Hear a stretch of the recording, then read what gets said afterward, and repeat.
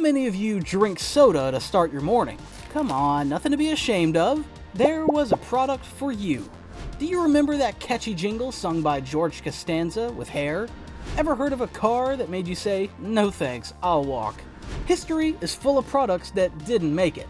Here are 15 products from the 1980s that failed. Be sure to watch till the end, because you won't understand why there was something wrong with eating a sandwich and a soup. Pepsi AM. Pepsi AM was introduced in the late 1980s as a new cola meant for mornings. Pepsi saw an opportunity and took advantage of the increasing trend of people drinking soda in the mornings and declining coffee consumption. Over a decade, the percentage of soft drinks consumed in the morning rose from 10% to 15% of all soft drink sales. So, Pepsi came up with Pepsi AM, which had 25% more caffeine than regular Pepsi. It also had a diet version with only 1 calorie. However, some taste testers thought that the drink tasted flat. Even though it seemed like a promising idea, Pepsi AM didn't become successful and was discontinued by the fall of 1990. The McDonald's McDLT. In the world of fast food flops, the McDLT stands out for a unique reason. People liked the burger itself, but the packaging was a big problem. McDonald's packed the burger in 2 separate styrofoam containers to keep the hot side hot and the cool side cool. But it turned into a mess of bulky and unnecessary packaging. Now it's seen as a symbol of 80s commercialism gone too far. Despite sounding like a good idea, they completely disregarded the environment. Could be the best tasting lettuce and tomato hamburger ever! New Coke. No list of innovation fails is complete without mentioning New Coke. It's the ultimate example of a corporate failure. New Coke was a product of a huge conglomerate company losing its direction and trying to force something new on the customer. Coke tried to make their classic soda even sweeter. This shows why companies should never tinker with a popular product. You know the saying, if it ain't broke, don't fix it. Luckily, the New Coke disaster didn't last long. Just 77 days after it was released in 1985, the company brought back the original formula, calling it Classic Coke. What is it? I have no idea. Yugo Car. Malcolm Bricklin, known for the Bricklin SV1, wanted Americans to walk to work and push a car that didn't work while getting there. In 1985, he started importing the Yugo GV, famously dubbed the Mona Lisa of bad cars. Made in the former Yugoslavia, it felt like it was assembled under duress.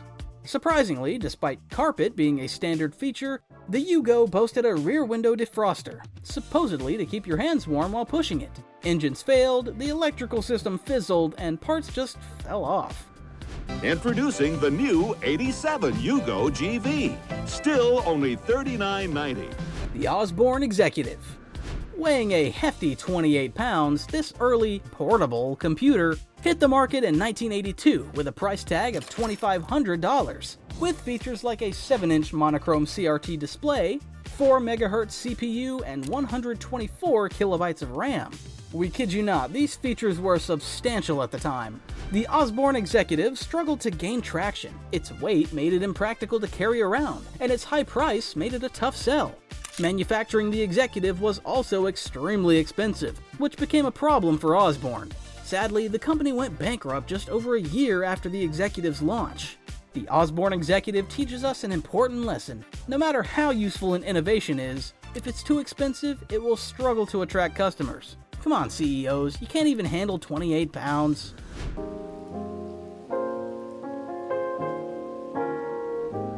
Apple Lisa. Before Apple became hugely successful in the 2000s, they had some big product failures. One of the worst was the Apple Lisa. It was supposed to be a fancy computer with a graphical interface for businesses. It took 3 years and $50 million to make, but when it came out in 1983, it cost a whopping $9,995, which would be about $25,000 today.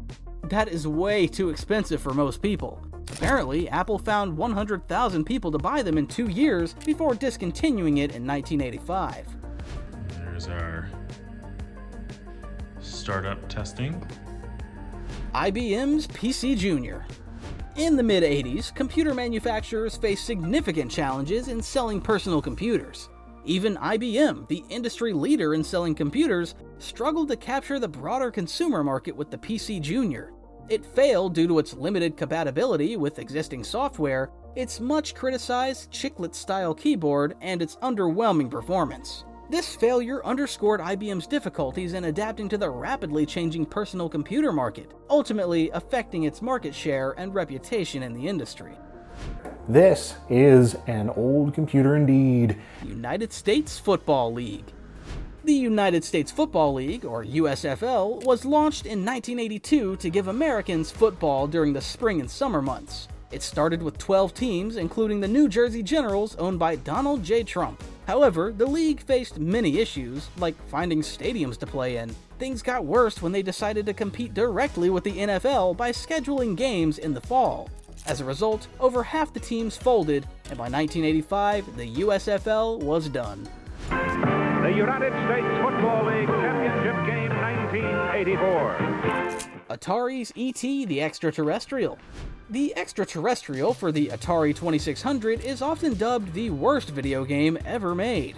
Atari faced a major disaster in 1982 with this game. It was a complete mess, confusing and frustrating players. Thousands of copies went unsold, so much so that Atari had to bury them in landfills. Thanks a lot, Atari. This flop was so big that the game's designer, Warshaw, had to leave the gaming industry for good. Colgate kitchen entrees.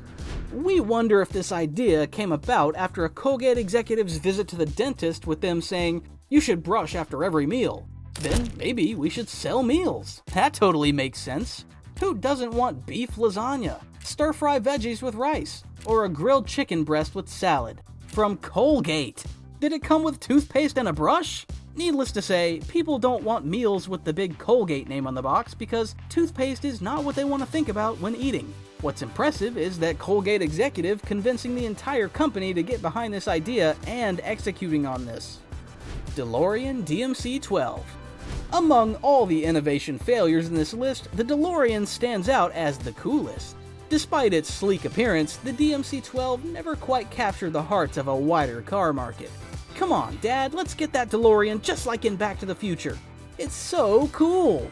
Slow sales and expensive manufacturing costs, caused by the car's complex design, led to DeLorean filing for bankruptcy. But the DeLorean fiasco wasn't just about manufacturing costs. It also highlights how a haphazard marketing strategy can sink an otherwise iconic product. How could everyone not want a DeLorean? We'll never know. McDonald's Pizza. In the 1980s, McDonald's was dominating the fast food scene, but most of its sales happened before 4 p.m. Remembering their success with introducing breakfast in the mid-1970s to boost business during slower times, it made sense for them to try expanding their menu for dinner. They decided to test the idea by introducing fresh, family-sized pizzas in 500 markets. However, it quickly became clear that this wasn't the right move. The pizza idea flopped. Despite seeming like a good idea on paper, we wonder whoever said, "I want to go to McDonald's for pizza." The meat extravaganza pizza. R.J. Reynolds Smokeless Cigarettes. In 1988, R.J. Reynolds, the second largest U.S. tobacco company, launched a smokeless tobacco product. They claimed it was a safer option than smoking cigarettes, but smokers didn't like it. They missed the smoke, the burn, and the flick of the traditional cigarettes. Plus, many complained it tasted like burning plastic. Despite spending nearly $1 billion, Reynolds had to pull the product from shelves within a year. Tastes like shit and smells like a fart. Got ourselves a real winner here. Volvo's Itera Bicycle. Yes, you heard that right. A car manufacturer wanted you to buy bicycles instead. To cope with the oil crisis of the 1970s, Volvo explored new materials for vehicles, including composite plastics. They planned to use composite plastics in bicycles first and then in microcars. Volvo developed the Itera bicycle using polyurethane-based composite polymer, a cutting-edge material at the time. And these bikes had a unique design with thick spokes made of the same composite material, manufactured using injection molding. Despite Volvo's marketing efforts and initial interest for consumers, Itera bikes faced problems. They were often missing components, and the polymer components became brittle over time. Can you imagine returning your decomposing bike to the Volvo dealership? Yes, that's what people did that bought them. The unsold stock was even shipped to the Caribbean in hopes of finding buyers. Come on, even third world countries don't want your junk. Campbell's Super Combo. Many of us know Campbell's for their soups. Who didn't enjoy a can of SpaghettiOs or a hearty chicken noodle soup? We probably did enjoy eating soup with a sandwich, as Campbell suggested. In 1989, Campbell saw an opportunity to enter the frozen food market with the Super Combo. Get it? No? Neither did most of America. They packaged their soups with frozen sandwiches. Check these out: tomato soup and grilled cheese sandwich, cream of broccoli and ham and cheese croissant sandwich, chili with beans, and a hot dog on a bun, just to name a few. They don't sound too bad, but have you ever tried to microwave a frozen sandwich without thawing it out? Who's got time for that? It cooked unevenly. Some parts would still be frozen and some parts would be soft and soggy. Ugh. By 1991, Campbell's pulled the plug on the whole thing. Chicken nuggets, Campbell's Super Combo. Good food, fast. And there you have it, our list of some of the failed products since the 1980s. If you like this video, give it a like and share it with your family and friends.